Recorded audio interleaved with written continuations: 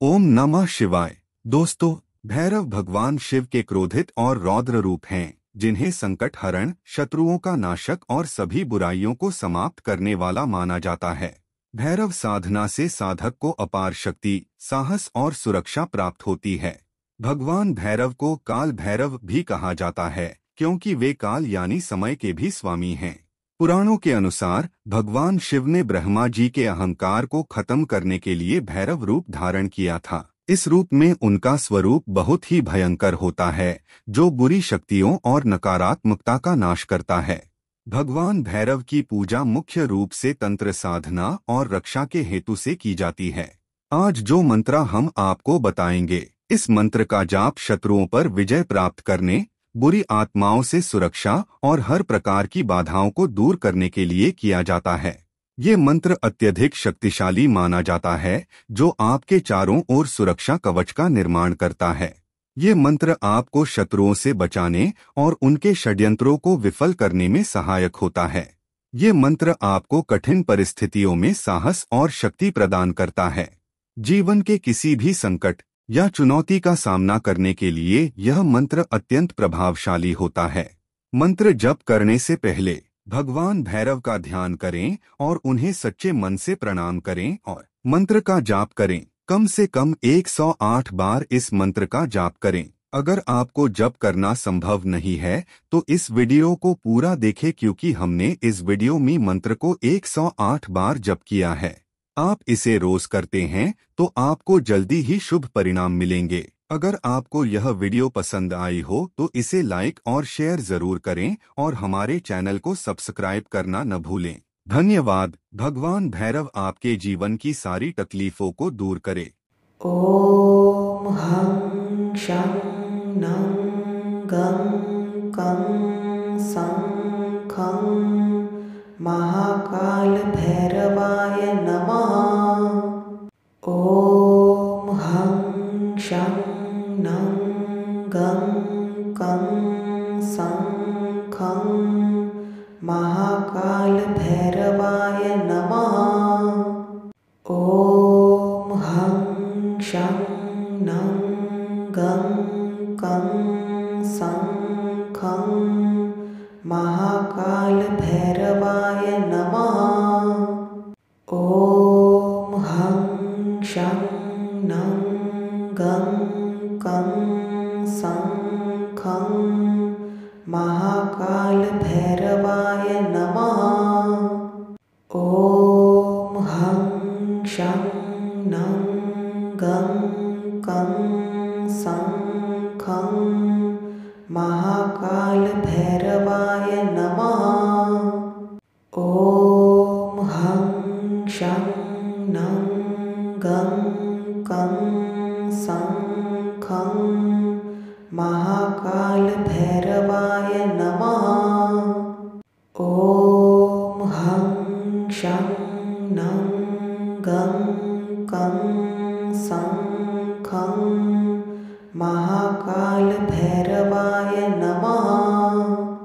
ओम हं शं नं गं कं सं खं महाकाल भैरवाय नमः।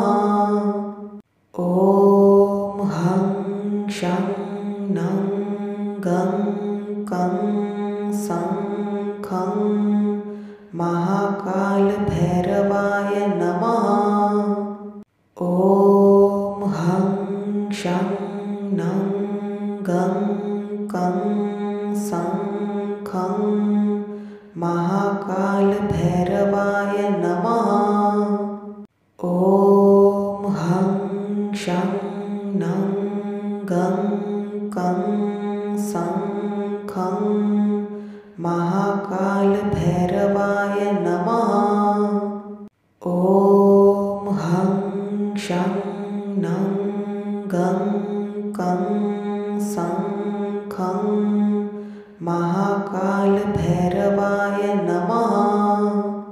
ओम हं शं नं गं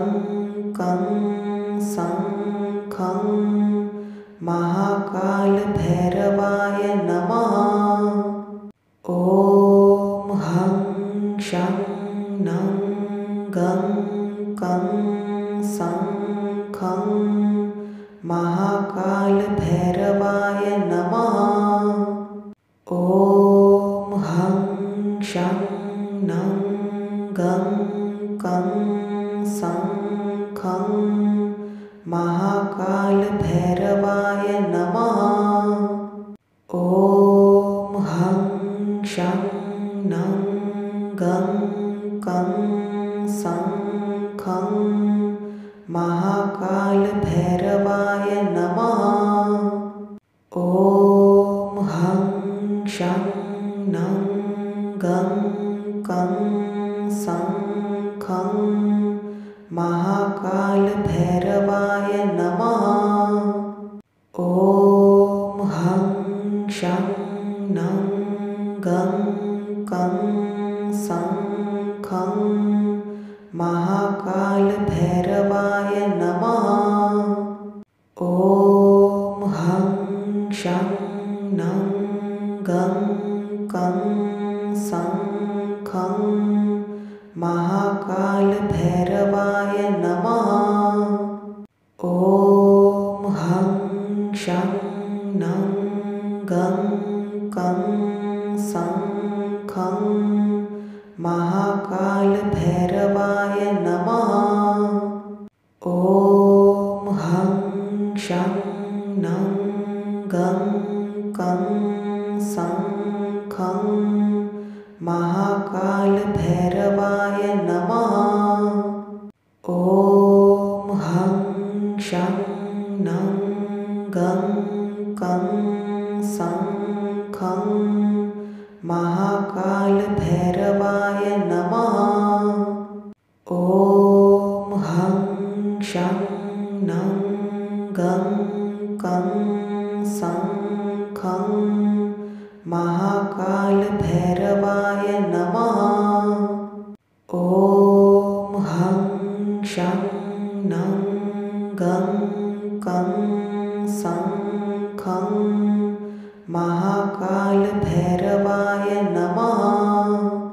ॐ हं शं नं गं कं सं खं महाकालभैरवाय नमः। ॐ हं शं नं गं कं सं खं महाकालभैरवाय नमः। ॐ हं शं नं गं कं सं खं महाकालभैरवाय नमः। ॐ हं शं नं गं कं सं खं महाकालभैरवाय नमः। ॐ हं शं नं गं कं सं खं महाकालभैरवाय नमः। ॐ हं शं नं गं कं सं खं महाकालभैरवाय नमः। ॐ हं शं नं गं कं सं खं महाकालभैरवाय नमः। ॐ हं शं नं गं कं सं खं महाकालभैरवाय नमः। ॐ हं शं नं गं कं सं खं महाकालभैरवाय नमः। ॐ हं शं नं गं कं सं खं महाकालभैरवाय नमः। ॐ हं शं नं गं कं सं खं महाकालभैरवाय महाकालभैरवाय नमः। ॐ हं शं नं गं कं सं खं महाकालभैरवाय नमः। ॐ हं शं नं गं कं सं खं महाकालभैरवाय नमः। ॐ हं शं नं गं कं सं खं महाकालभैरवाय नमः। ॐ हं शं नं गं कं सं खं महाकालभैरवाय नमः।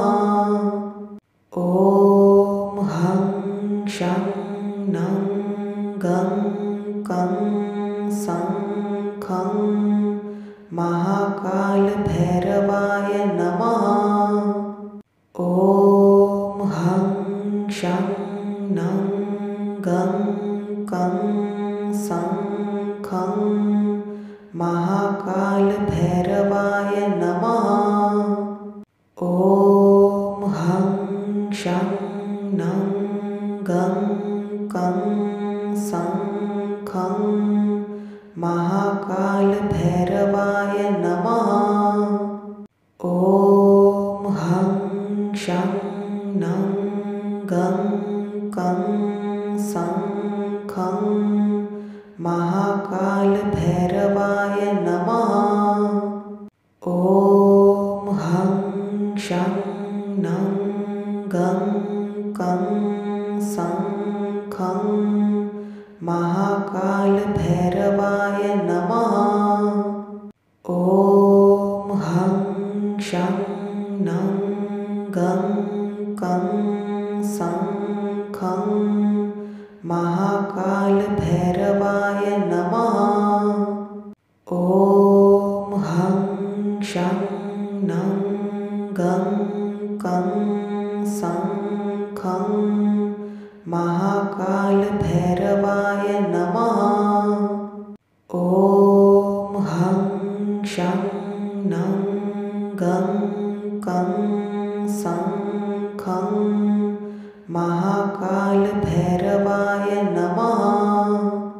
ॐ हं शं नं गं कं सं खं महाकालभैरवाय नमः।